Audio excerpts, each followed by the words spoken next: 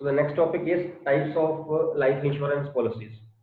हमने इंश्योरेंस के टाइप्स किए थे। इंश्योरेंस के टाइप्स थे, एक लाइफ इंश्योरेंस थी, एक जनरल इंश्योरेंस थी। Today we will do types of life insurance policies. इसमें जो फर्स्ट पॉलिसी है आपकी, that is whole life insurance policy. Whole life insurance policy. Life insurance policy, इससे पहले होल लाइफ इंश्योरेंस से पहले हम लाइफ इंश्योरेंस पॉलिसी के बारे में बात कर लेते हैं, जो हमने इससे पहले की हुई है, but just to recall the meaning. Life insurance policy क्या है कि एक पर्सन ने, सपोज मिस्टर ए है, मिस्टर ए ने अपनी लाइफ को इंश्योर करवा लिया इंश्योरेंस कंपनी के साथ से 10 ईयर्स तक।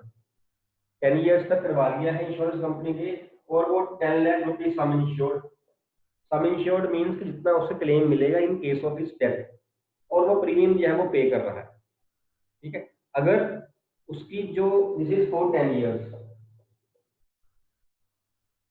Suppose 1 2 3 4 5 6 7 8 9 10 years. अगर सपोज उसने प्रीमियम फर्स्ट ईयर का दे दिया, सेकंड ईयर का दे दिया, थर्ड ईयर का दे दिया, फोर्थ ईयर का देने से पहले उसकी डेथ हो गई, तो इसके बाद वाले जो प्रीमियम्स हैं will not be paid. Time of death पे सम इंश्योर्ड रुपीज 10 लाख जो है वो उसकी फैमिली को मिल जाएगा। उसके नेक्स्ट जितने जो लीगल हेयर होगा उसका, उसकी फैमिली में किड्स हैं, किड्स हैं, कोई भी पार्टी है, उसका जो रिप्रेजेंटेटिव है उसको सम इंश्योर्ड मिल जाएगा जब उसकी डेथ हो जाएगी। और आगे के premiums he need not to be paid, is not required to be paid.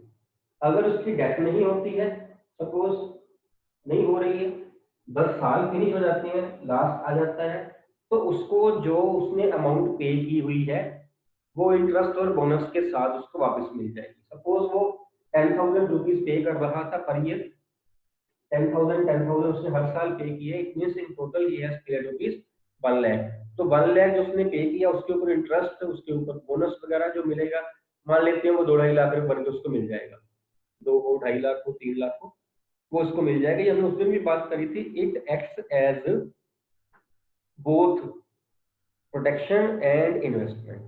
Protection कैसे है? प्रोटेक्शन इज कि अगर उसकी डेथ बीच में हो जाती है, जैसे पिछले एग्जांपल में थर्ड ईयर उसकी, फोर्थ ईयर में डेथ होगी उसकी, हो जाती है, तो उसकी जो नेक्स्ट फैमिली उसकी जो है, जो बच गए हैं पर्सन, उस पर डिपेंडेंट जो थे, उनकी लाइफ जो है वो प्रोटेक्टेड है। उसकी डेथ हो गई तो उसको पैसे अभी मिल जाएंगे और मिलेगा भी सम इंश्योर्ड प्रोटेक्शन। अगर वो डेथ नहीं होती है तो उसकी इन्वेस्टमेंट हो रही है, जो कि उसको 10 ईयर्स के बाद पैसा मिल जाएगा जितना उसने पे किया होगा प्लस करके। जैसे हम पहले बात करते हैं, इंटरेस्ट वगैरह हो गया या बोनस वगैरह हो गया, वो सारा ऐड करके उसको at the end of 10 years वो मिल जाएगा। मीन्स एक लाइफ इंश्योरेंस प्रोटेक्शन भी है और इन्वेस्टमेंट भी है। फाइन। अब हम बात कर रहे हैं होल लाइफ इंश्योरेंस पॉलिसी की। होल लाइफ इंश्योरेंस पॉलिसी में क्या है? ये ओल्ड कॉन्सेप्ट है जो कि पॉलिसीज आजकल नहीं पाई जाती है। होल लाइफ इंश्योरेंस, इसमें क्या है कि जो इंश्योर्ड पार्टी है उसको जो पैसा मिलना है उसकी डेथ के बाद ही मिलेगा। It means for full year, for full year नहीं, फॉर फुल टेन्योर, उसकी डेथ तक जो इंश्योर्ड पार्टी है प्रीमियम पे करती रहेगी। होल लाइफ इंश्योरेंस पॉलिसी की सारी लाइफ उसने पे करते रहना है, अमाउंट जितनी उसने डिसाइड की होगी वो। और जो पॉलिसी मेच्योर होगी, पॉलिसी मेच्योर होना मीन पैसे मिलना, वो उसकी डेथ पे ही होनी है। जब वो डेथ पे होनी है, इट मीन्स किसको मिलेगी? फिर वो उसके डिपेंडेंट्स को मिलेगी, उसके रिप्रेजेंटेटिव जो लीगल रिप्रेजेंटेटिव है उनको मिलेगी। मीन्स जो इंश्योर्ड पार्टी है ना, वो इस केस में कभी भी पॉलिसी की अमाउंट नहीं ले सकती। Am I clear? इसीलिए ये कहते होते हैं कि insurance is an agreement in which you live poorly so that you can die rich.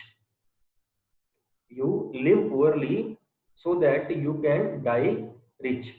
जब आप हर साल तो पैसे आप पे करे जा रहे हो इंश्योरेंस के, मीन्स यू लिव पुअरली, अपना एक्सपेंस कर रहे हो ना, पैसे कम पड़ रहे हैं आपके, so that you can die rich, कि जब आप मर जाओ तो आप अमीर हो जाओ। मीन्स पैसा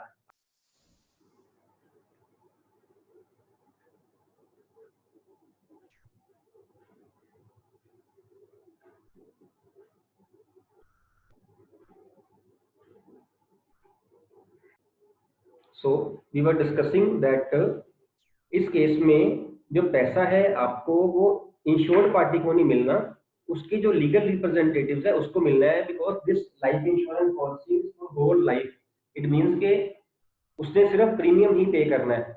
अगर मिस्टर ए ने पॉलिसी ली हुई है, मिस्टर ए सिर्फ प्रीमियम ही पे करेगा, और प्रीमियम पे करने के बाद जो पैसा मिलना है, बिकॉज ए को नहीं मिलना, वो ए की डेथ होने के बाद ही पॉलिसी मैच्योर होगी, तो ए के नेक्स्ट जो लीगल रिप्रेजेंटेटिव उसको मिलेगा। इस केस में इसकी ये डीमेरिट है कि इस केस में इंश्योर्ड पार्टी को भी नहीं मिलता ऐसा। Second is endowment life insurance policy.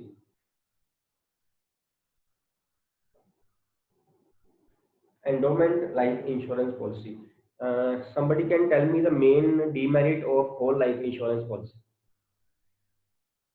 Demerit of whole life insurance policy जो हमने पढ़ी अभी।